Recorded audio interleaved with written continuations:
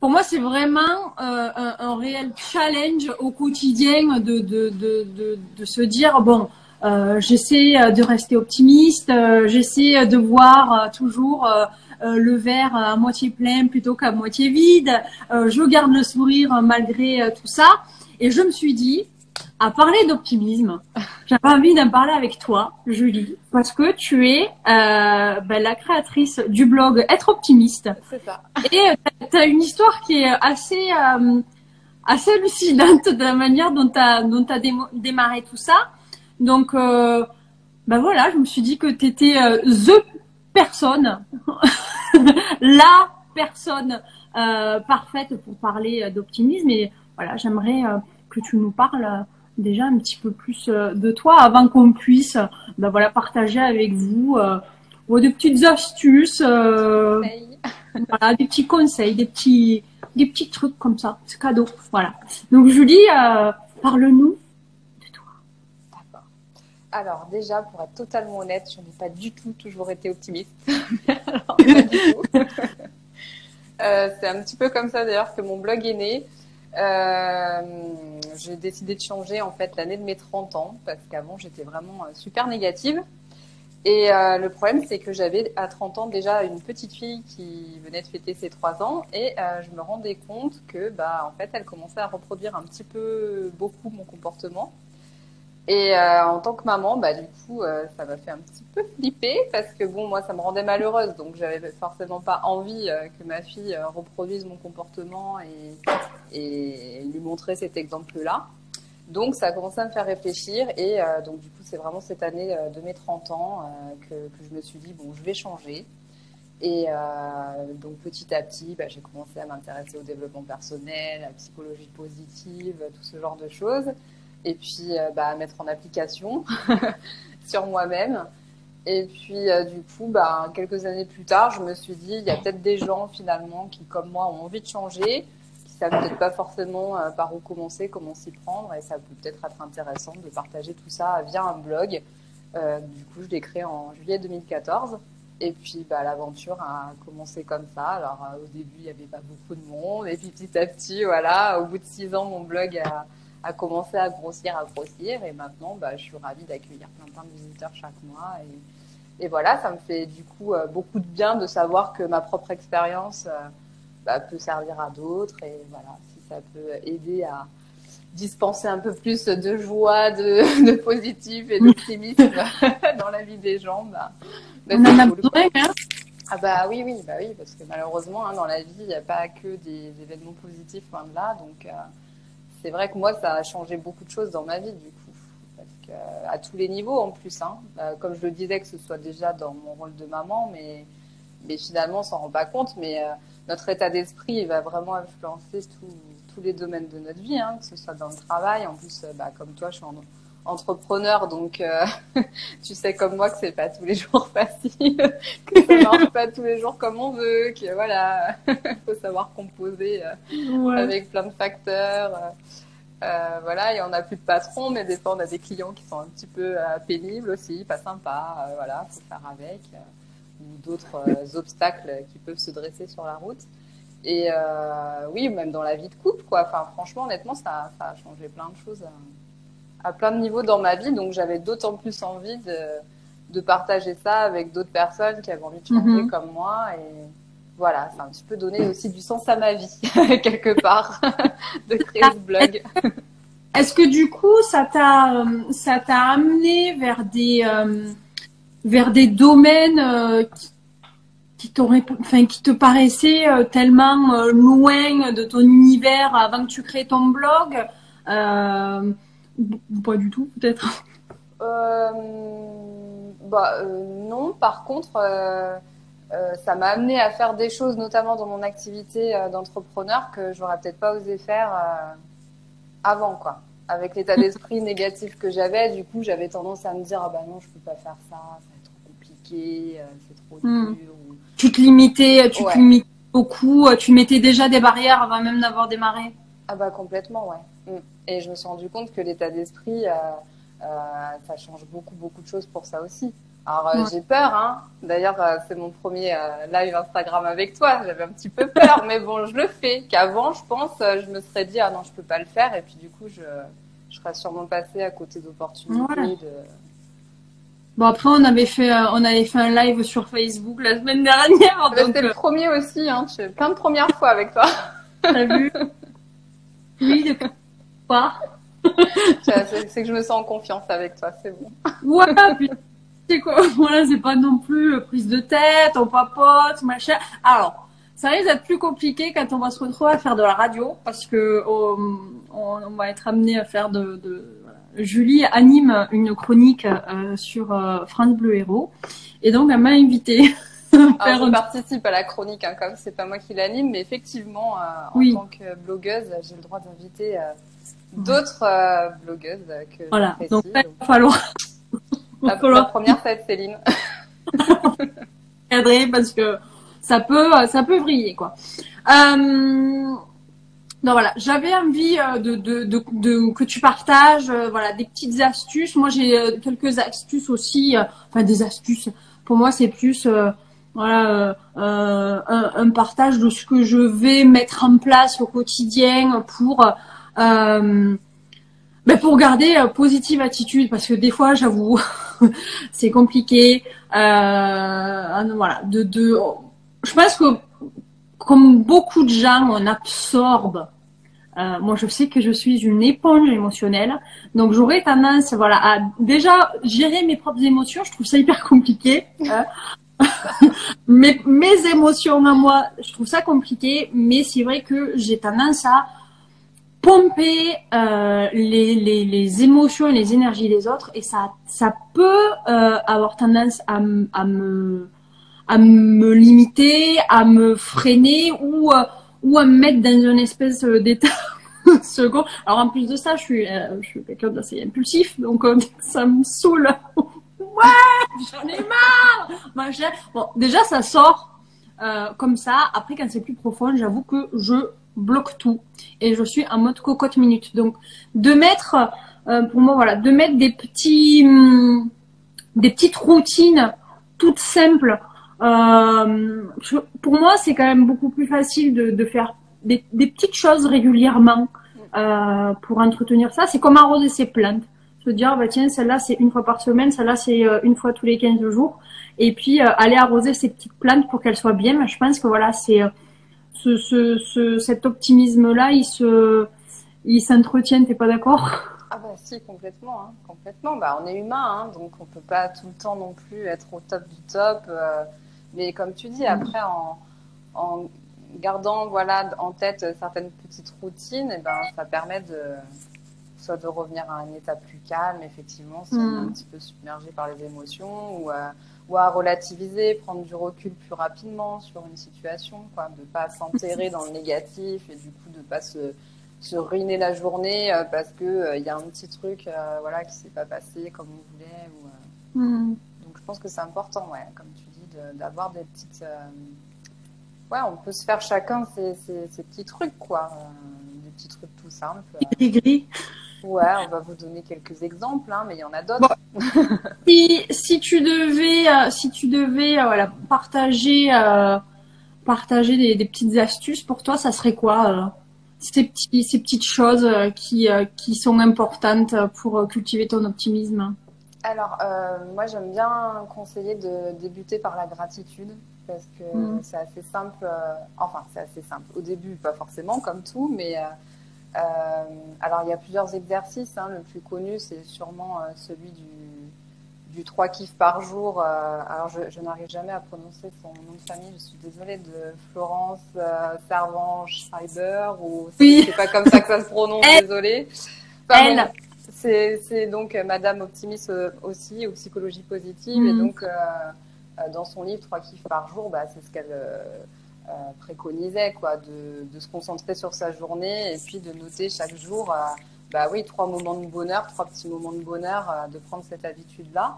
Alors, ça peut paraître tout bête, mais en fait, ça permet vraiment, bah, justement, comme tu disais, d'ancrer cette habitude Et du coup, en fait, ça devient un automatisme, on s'en rend pas compte et ça va vraiment permettre d'apprendre à se focaliser sur les petites, même les toutes petites choses, mais le positif dans notre journée. Parce que pour avoir fait l'exercice plusieurs fois, des fois, on a vraiment l'impression qu'on a une journée, mais pourrie, hein, j'ai pas d'autres mots, où tout est allé de travers, rien ne s'est passé correctement. Et en fait, en prenant ces quelques minutes, on se rend compte qu'on arrive toujours à trouver ces trois petits moments. Et bien souvent, on en trouve même plus que trois une fois qu'on est lancé, parce que ça peut être des trucs tout simples, quoi. Ça peut être, je sais pas, moi, il y a une de vos amies qui vous a appelé, vous êtes tapé un fou rire, voilà, ça suffit, quoi. Ou je sais pas, je me suis fait un petit plaisir, j'ai mangé mon dessert préféré à midi, enfin, ça n'a pas besoin d'être des trucs de fou, quoi. Justement, de se recentrer aussi sur les choses toutes simples, quoi, finalement, de l'existence, mais qui font du bien, quoi. Quand votre enfant vous tend les bras à la sortie de l'école, bon, c'est pas toujours le cas, mais des fois, ils sont de bonne humeur, ils ont passé une bonne journée eux aussi, ils font un gros câlin, c'est cool aussi. Enfin, voilà, c'est des toutes petites choses comme ça qui font que voilà, on peut tous trouver trois petites choses dans la journée, même une journée toute noire ou en apparence toute noire. Et je crois que d'ailleurs, tu m'avais dit que c'était un exercice que tu faisais, toi. Oui, moi je fais tous les matins.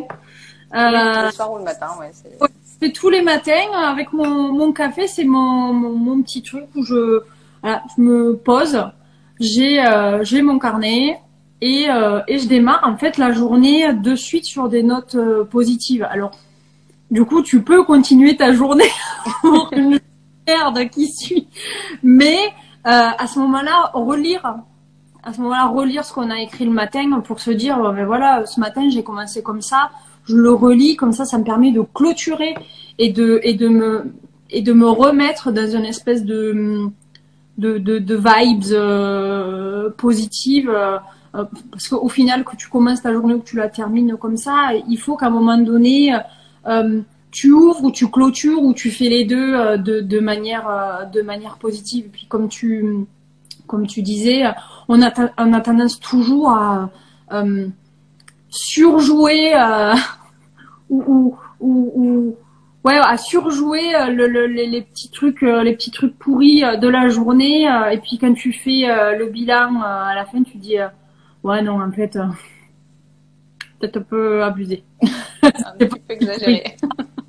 C'est pas si pourri que ça. Et du coup ça nous met dans une espèce de dynamique au niveau du cerveau où il va toujours essayer de trouver le positif dans le négatif, parce que ouais, putain, moi je connais beaucoup de personnes négatives et c'est toujours comme ça. Tu auras beau partager quelque chose de positif, cette personne-là va toujours aller chercher le négatif là-dedans. Donc toi tu te dis, eh ben moi je veux faire le contraire, je vais essayer de tirer le négatif de situation, le positif de situation négative. Et en fait c'est une habitude. Oui, c'est ça. Que tu prends. C'est comme tout, quoi, en fait. Hein. C'est comme quand on débute un sport. Au début, c'est difficile. Et puis, d'y aller régulièrement, une fois par semaine ou plus, et ben après, ça devient de moins en plus. Je voulais dire à la fois de moins en moins dur et de plus en plus facile. Donc, de moins en plus.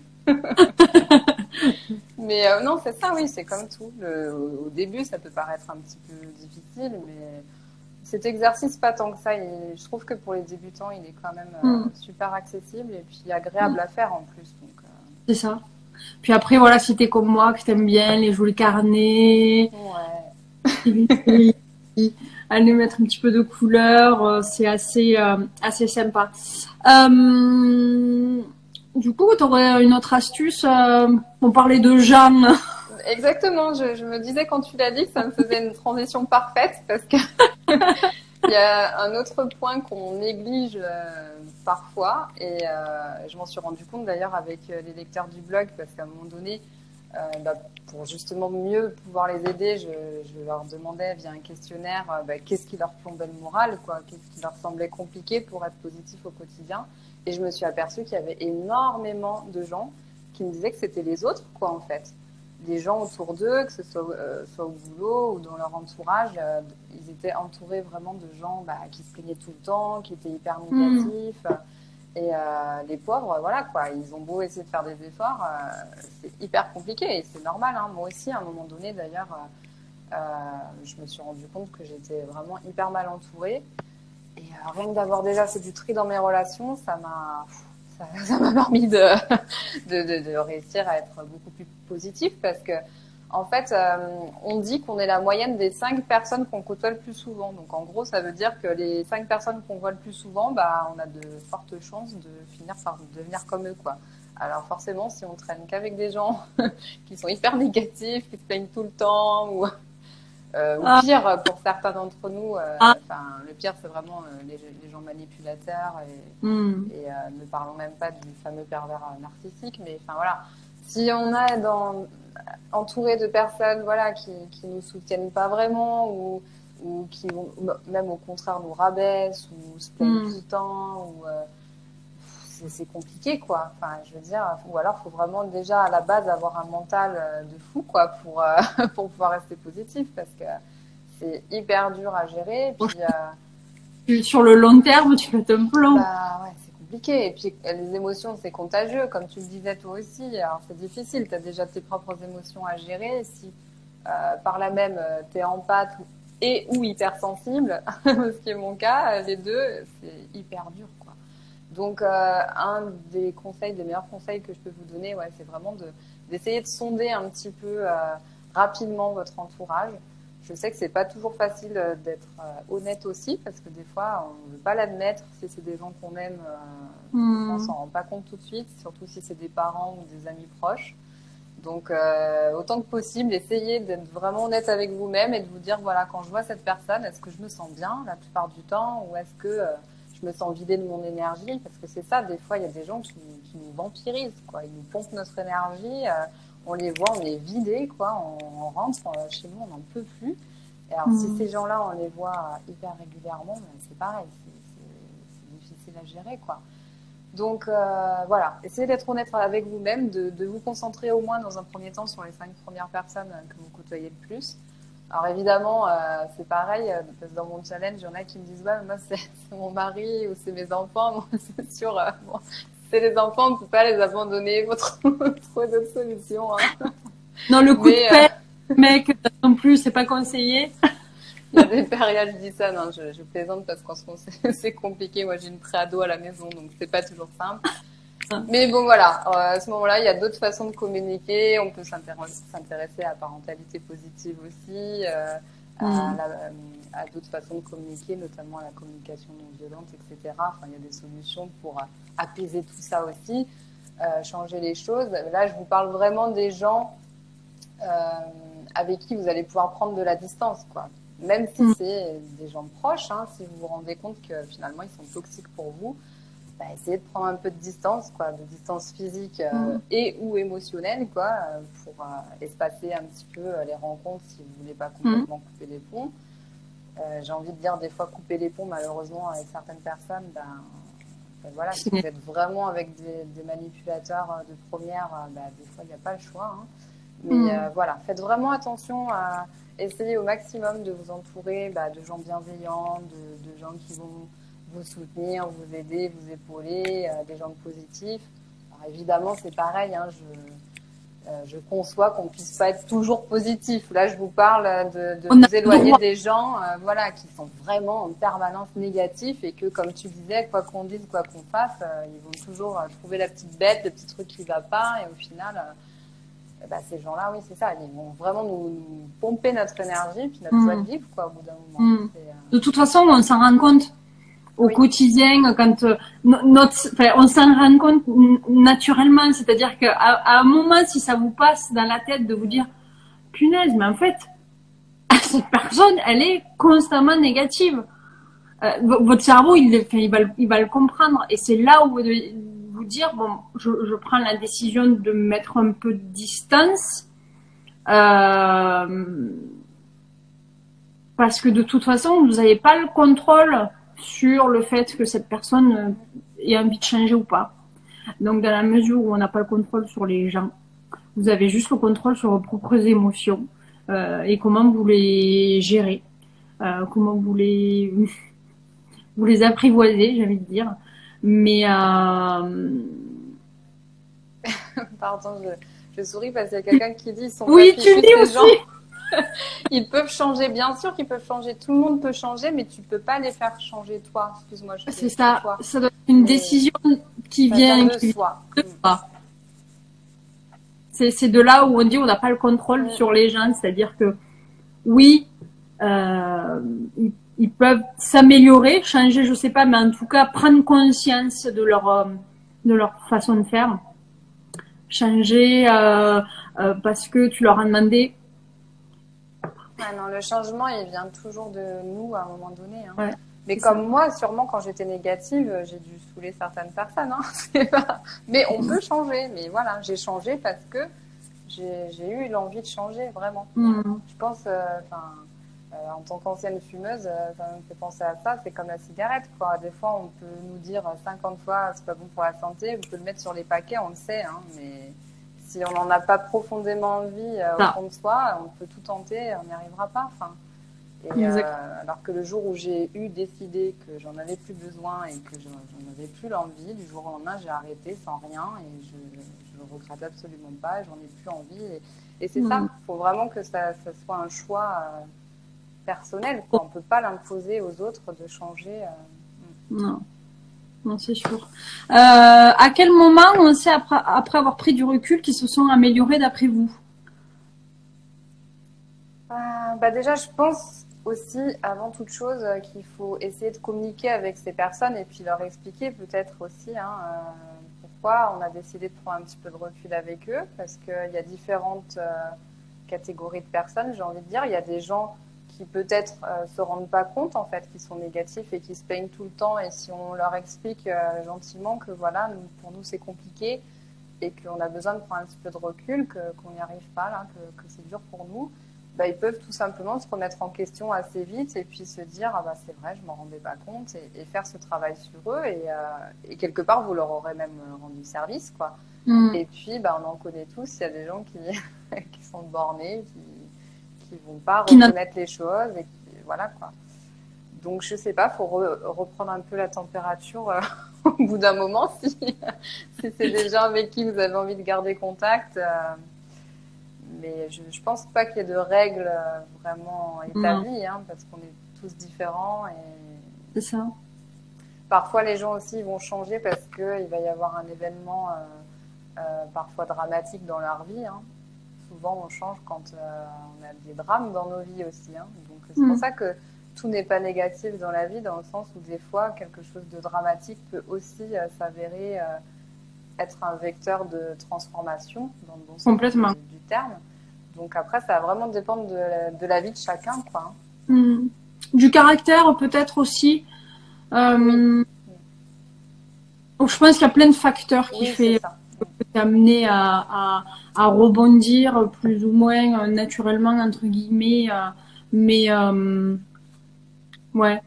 Si tu avais une dernière petite astuce à nous partager. Alors, c'est quelque chose que j'ai eu beaucoup, beaucoup de mal à faire, donc je pense que je dois pas être la seule, c'est de vivre dans l'instant présent. C'est vachement dur, en fait. Enfin, pour moi, c'était vachement dur. Depuis que je suis gamine, à chaque fois, ma mère, elle me disait tout le temps, ah, mais c'est bon, ça c'est dans 6 mois. Moi, j'étais tout le temps dans le futur. Je crois que c'est le Verseau qui est un peu comme ça. C'est ça. Mais c'est vraiment depuis que je suis gamine. Donc, je ne savais pas être dans le moment, en fait. Donc, je me projetais souvent dans le futur, en bien et en pas bien, quoi. Genre, on Mm. arrivait en vacances, je pensais déjà qu'à ouais, on a 15 jours de vacances, dans 15 jours, c'est fini, quoi. C'était horrible, quoi. C'est des trucs comme ça. Donc, ça m'a demandé beaucoup de travail parce que c'était quelque chose que je faisais depuis que j'étais vraiment enfant. Mm. Et donc, que ce soit le futur ou le passé, ça peut être bien comme ça peut ne pas être bien, dans le sens où retourner un peu dans le passé pour se rappeler des bons souvenirs, c'est cool, hein, je vous dis pas de plus du tout penser au passé. Se rappeler d'erreurs qu'on a pu faire pour pas les reproduire, c'est très bien aussi. Si vous entreprenez une thérapie, c'est très bien aussi d'y retourner pour guérir, quoi. Mais par contre, retourner dans le passé, ça peut avoir pour conséquence, bah, voilà, de raviver toujours des émotions qui peuvent être un petit peu compliquées à gérer selon ce à quoi vous repensez.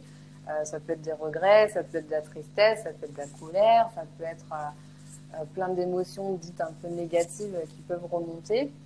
Donc voilà, si c'est pas constructif ou si ça vous aide pas à avancer sur quelque chose, c'est un peu le problème de retourner sans arrêt dans le passé, parce qu'il y a des gens qui font ça tout le temps, et du coup ils font que ruminer des choses et c'est pas du tout constructif.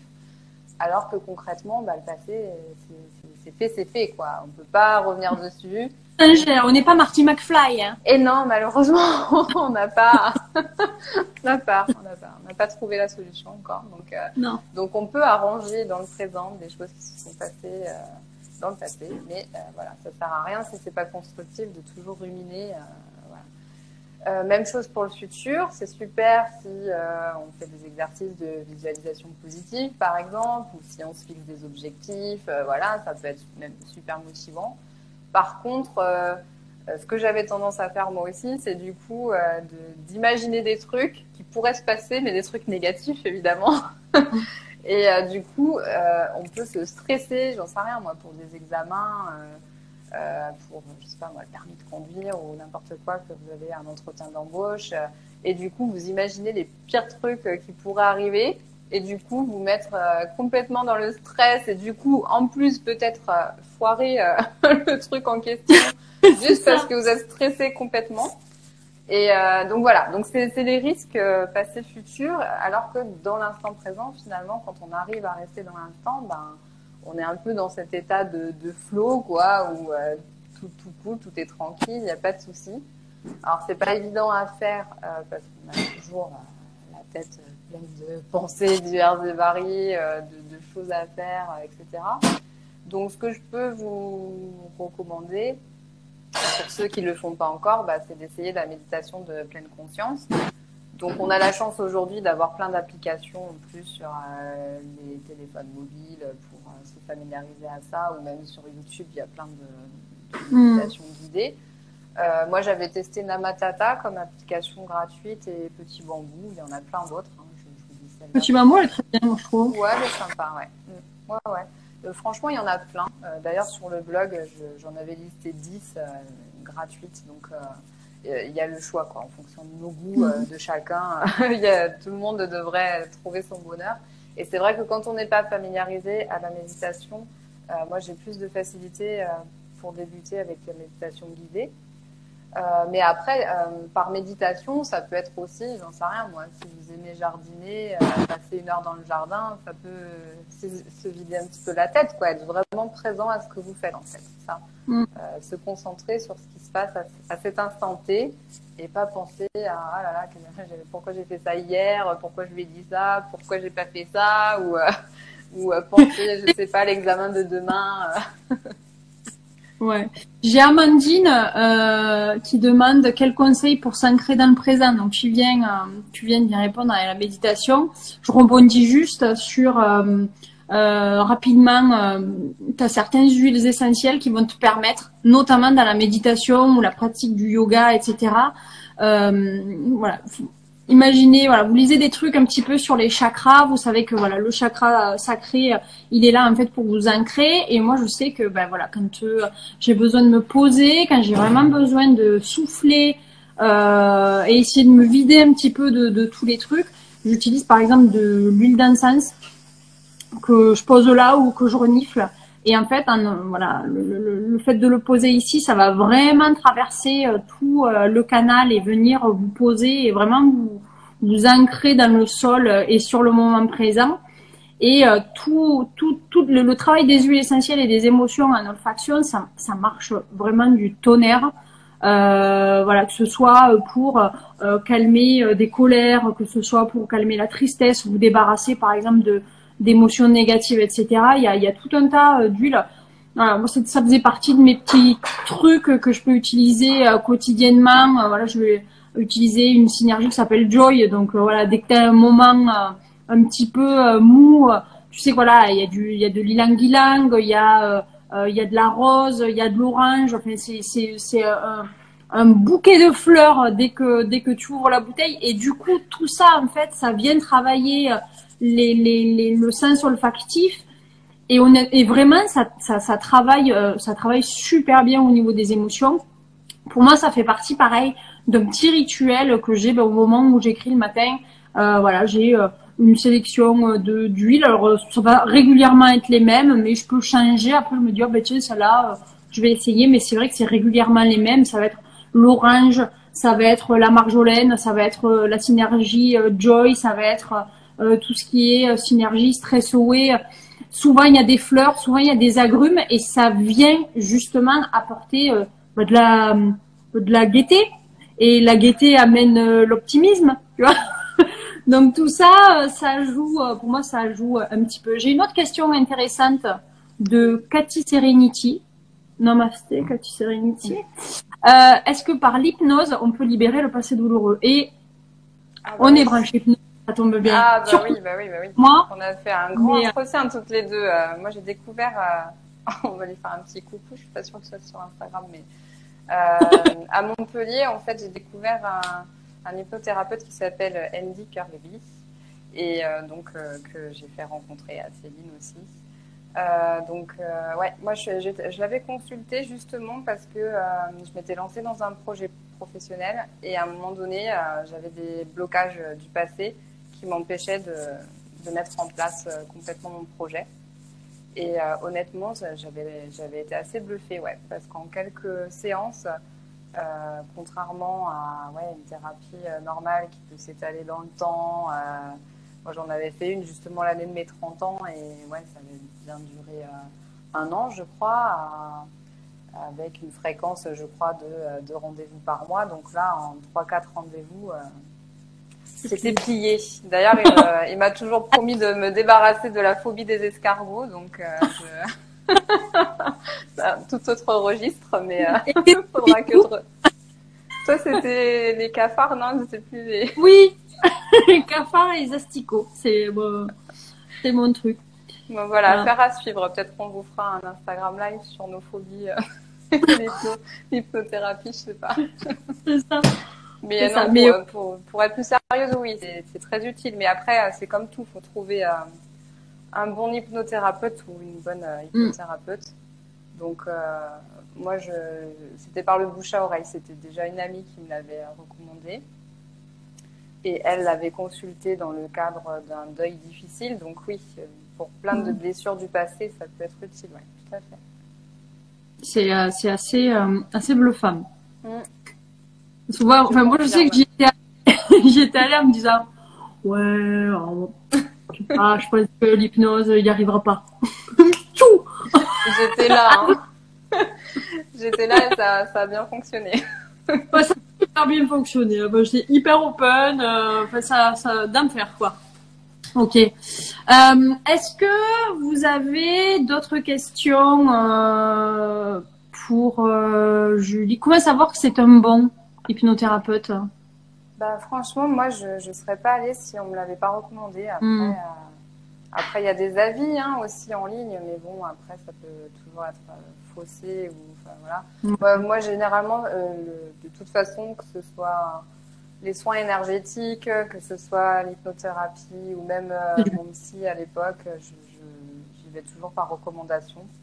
C'est ma façon de fonctionner, mais encore plus l'hypnothérapie, je ne serais pas allée si on ne me l'avait pas recommandé.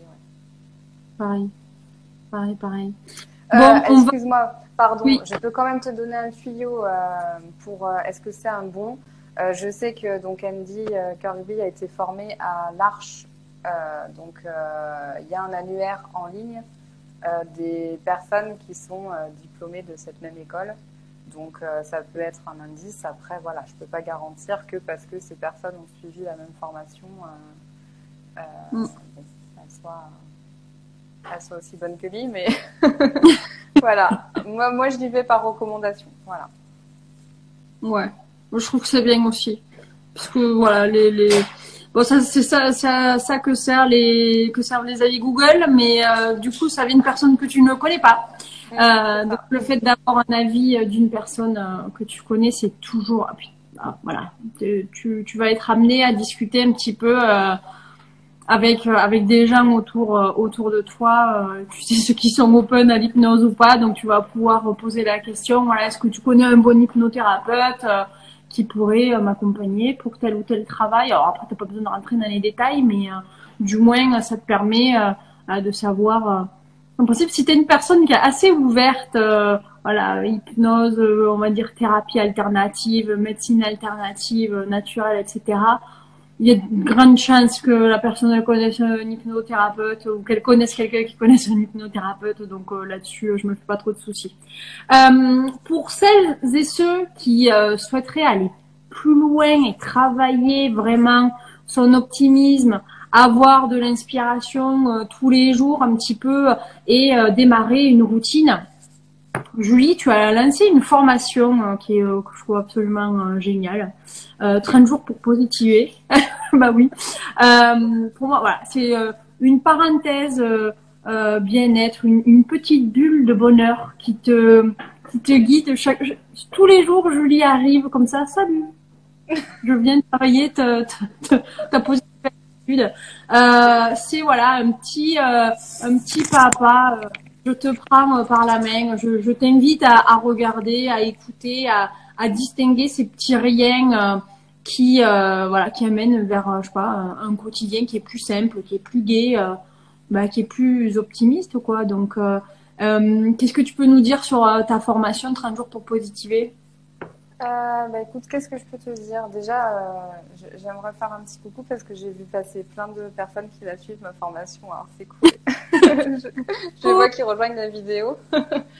Et non, ben en fait, l'idée c'était, comme je l'ai dit au tout début pour ceux qui viennent d'arriver que maintenant, moi quand j'ai décidé de changer, ben en fait, je savais même pas au départ si c'était possible de changer, quoi, tout bêtement pour commencer. Parce que bah, j'étais pessimiste depuis 30 ans en fait.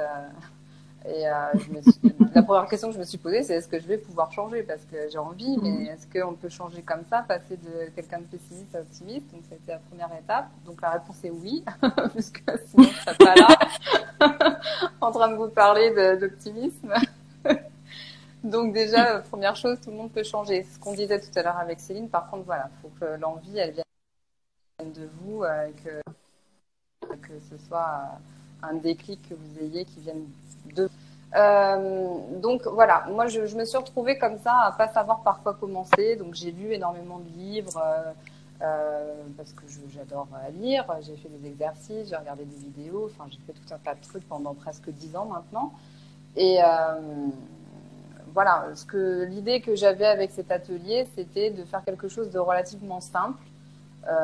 Donc comme tu le disais, en fait, il y a une petite vidéo d'environ 5 minutes chaque jour et un petit exercice ou un petit défi chaque jour avec dans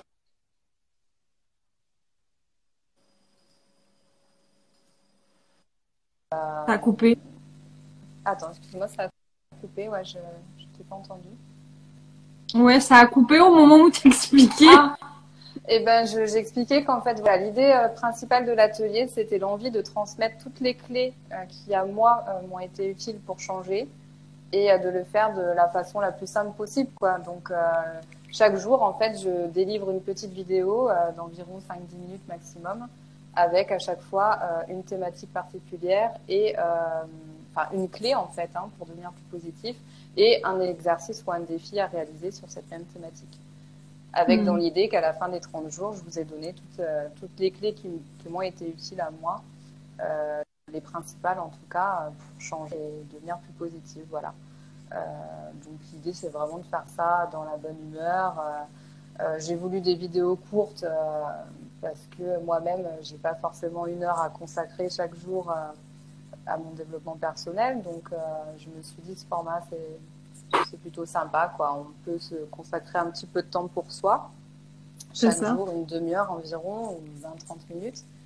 Après, donc, les personnes qui suivent le challenge, elles ont aussi accès à un groupe Facebook pour l'aspect un peu plus convivial, parce que moi, personnellement, j'aime bien pouvoir échanger avec d'autres qui sont dans la même démarche que moi. Et parce que j'ai fait aussi des rencontres virtuelles très sympas. Donc voilà, j'aime bien le principe de pouvoir échanger et ouais, de partager les exercices, de partager ses avancées, quoi. C'est plus motivant que d'être tout seul derrière son PC tous les jours.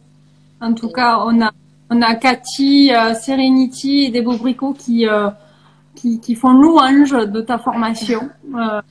Bah, Laetitia Aniti qui dit j'ai je vraiment lui aimé fais des bisous parce que Julie. c'est ma cousine d'amour. Coucou Déborah. Partage chaleureux et constructif. Ce challenge est top. Il m'a fait réfléchir sur énormément de choses. Le concept avec la petite vidéo par jour, c'est très stimulant. Donc, comment Que ça vous font plaît. les gens s'inscrire maintenant? Maintenant qu'elles ont super bien vendu l'information pour toi. Je suis désolée, ça voilà. coupe un petit peu. Moi, ça allait bien. C'est peut-être ma connexion, je sais pas. Donc, je t'entends, mais ça a coupé. Non, comment s'inscrire, c'est ça? Ouais. Oui. Comment s'inscrire? Je crois que toi, tu as un lien parce que du coup, dans ce thématique de l'optimisme, du coup, je vous ai préparé une petite réduction, une petite promotion pour cet atelier. Donc, Céline vous mettra le lien pour en profiter et vous expliquera tout. Oui. Mais après, c'est très simple. Hein. Une fois que la personne a rejoint le challenge, en fait, elle va recevoir un mail pour créer un compte en ligne. Et puis après, chaque jour, donc il y aura une petite vidéo qui sera débloquée. Et puis, sachant que oui, si vous n'avez pas le temps de le faire, pas de panique, je vous laisse le contenu aussi longtemps que mon blog et que moi-même existons. C'est en ligne, donc voilà, parce que des fois on peut avoir des imprévus, des fois on n'est pas en forme, on peut ne pas toujours être dispo pour faire le défi. Alors il faut pas non plus se mettre une pression de fou, quoi. Hein. Je préfère que ce soit agréable et que ça fasse du bien plutôt que de vous dire aujourd'hui j'ai pas pu faire le défi, vous mettre dans un stress pas possible, c'est pas le but du tout. Donc voilà, je suis partie sur ce format de 30 jours parce que ça me semblait adéquat, mais s'il y a des jours où vous ne pouvez pas le faire, pas de panique, je laisse le contenu totalement disponible après. Et je vous fais aussi vous avez aussi accès à un petit cahier d'exercices qui récapitule pour chaque jour les points essentiels qui ont été vus dans la vidéo. Et puis l'exercice qu'il y a à faire, donc vous pouvez l'imprimer, vous pouvez faire vos exercices directement dessus. Et puis voilà, il y a aussi un petit cadeau parce que sur le blog, j'ai une boutique d'affiches positives à imprimer que j'ai créée moi-même. Donc voilà, je vous offre aussi une affiche que vous pouvez aller choisir pour vous motiver. Et imprimer et afficher dans votre maison. pour quand vous passez devant, voilà, ça fait un petit coup d'optimisme de plus. Et voilà, donc après, ça reste dispo aussi longtemps que nécessaire, même si vous avez plus tard envie de refaire les exercices, parce qu'on évolue aussi chacun dans le temps. Et là, vous allez faire les exercices à cet instant T. Peut-être que dans un an, vous serez complètement différente, et puis vous aurez envie de refaire ces exercices et vous aurez d'autres prises de conscience peut-être. Parce que aussi des fois l'exercice arrive un petit peu trop tôt. Moi ça m'est arrivé aussi d'acheter des livres parce que le sujet m'intéressait, puis au final par exemple sur le coup ça m'a pas autant parlé, puis je l'ai lu 2 ans après, ça a été la révélation. Enfin voilà, on est tous à des stades différents, donc c'est ce que j'explique aussi dans la vidéo d'introduction. Faut pas se braquer non plus. Si jamais il y a un exercice qui vous parle pas, c'est pas grave, vous le laissez de côté, vous faites celui du lendemain. Vous revenez plus tard dessus. Selon les gens, en plus, j'ai notamment en tête un exercice. Soit j'ai eu des retours où ça a été la révélation, j'ai adoré cet exercice et tout, et d'autres qui ont complètement bloqué dessus. Donc c'est vraiment en fonction de là où on est. Chacun, voilà, de là où on en est. Faut pas forcément non plus vouloir brusquer les choses. Donc ça peut arriver, c'est pas grave. Vous reviendrez dessus plus tard, vous aurez le temps. Voilà. Faut être cool avec soi-même, hein. Ça arrive. Hein. Ouais, des fois on est trop dur. Hein. Moi la première, des fois on est très dur, très exigeant, faut être bienveillant. Il y a quelqu'un qui me vend l'exercice de la lettre, exactement, c'est celui-là.